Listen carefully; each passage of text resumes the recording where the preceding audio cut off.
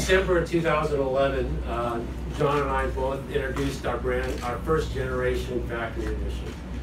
And this was a huge step for our company in what we do with our motorcycle. We got a new chassis and handling out of the motorcycle. We got a new single cam engine. There was new development that came into that thing, and they brought the weight down. They worked hard the next couple of years to refine that, and then 2015 we came out with the next 450 factory edition, and it was, well, huge. Everyone got to ride that motorcycle over the last 3 years. It was a huge improvement that won 3 Supercross championships. They put a lot of effort into design and testing of the chassis, learned a lot about frames and what it was doing. The biggest thing they worked on was the motor. They redefined how much they lost 4 pounds out of that motor at the time, which was huge.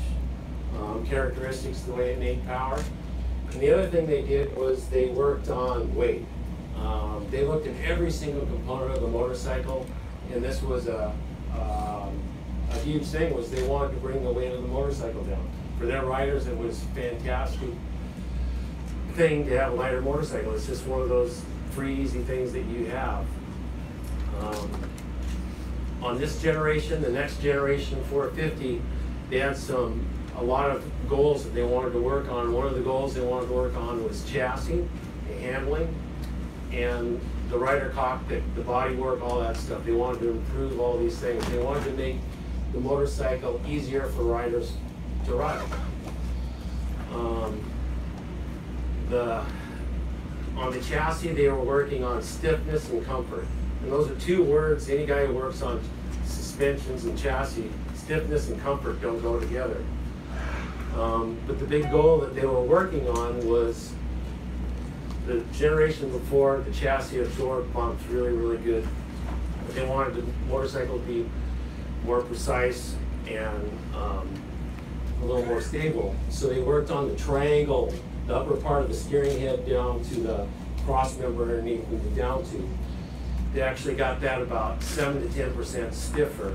But along the lines of all their testing, when they were learning, there's the loads and everything that go into the chassis from when the forks are extended, the forks are bottom, shocks bottom, forks extended. The changes in the load and everything that's going on is amazing in what riders are doing. So they stiffened the upper triple clamp, they worked in that frame section, and then they kept the comfort in the frame to absorb all the loads that are going. So the motorcycle's more stable, more confident for the riders to ride. Other thing that they were working on is they lowered the radiators 12 millimeters. They worked on the T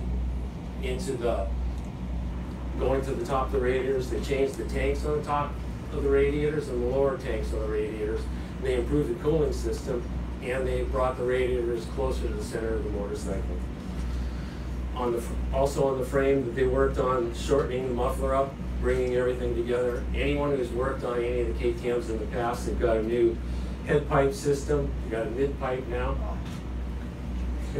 and a muffler. Everything back to shortening up the system, bringing the exhaust system closer to the center. On the motor, they lowered the cylinder head. They actually compressed the cylinder head down. They spent quite a bit of time working on that. They lowered it 15 millimeters. Cam came down 15 millimeters. But the ports stayed up. So we have a more direct intake port into the combustion chamber. And the one design that we've always had with our chrome moly frame is we've got our single down tube. The split for the Y has always been high, and we've had a straight exhaust port. But now it's even straighter. This is kind of free horsepower that's always been available with our bikes. Anytime you can have a port straighter and unobstructed, it's better.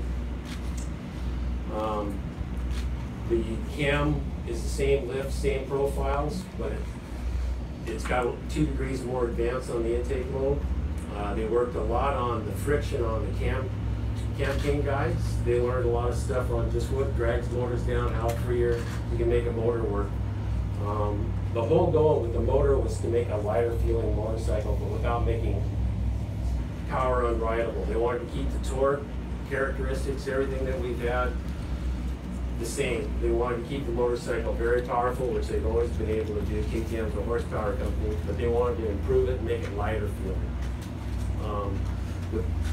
The other big thing that they were working on was all the chassis, all the bodywork, gas tank, radiator shrouds, front number plate, all the rear fender sections, seat, everything. They've been working for the last 3 years, listening to our requests, all the riders' requests, and they were trying to make every place that a rider touches, all of his contact points, better. They always wanted to make it so when you stand, you go to sit down, you're always in the perfect position.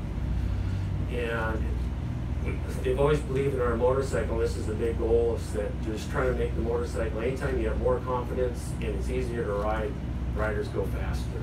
And there's a lot of things that they've done to the motorcycle. They've cut out the slot of the rear wheel for the race team. They always run the rear wheel. They want more range to adjust the rear wheel. Big thing that we did was we've got mounts on the frame now for the skid plates mounted on the bike. We've got a lot of components like the galfer floating front disc. To finish off the chassis and everything that we've got, R&D worked here in the States quite a bit on new shock setting. There's a new piston in the shock.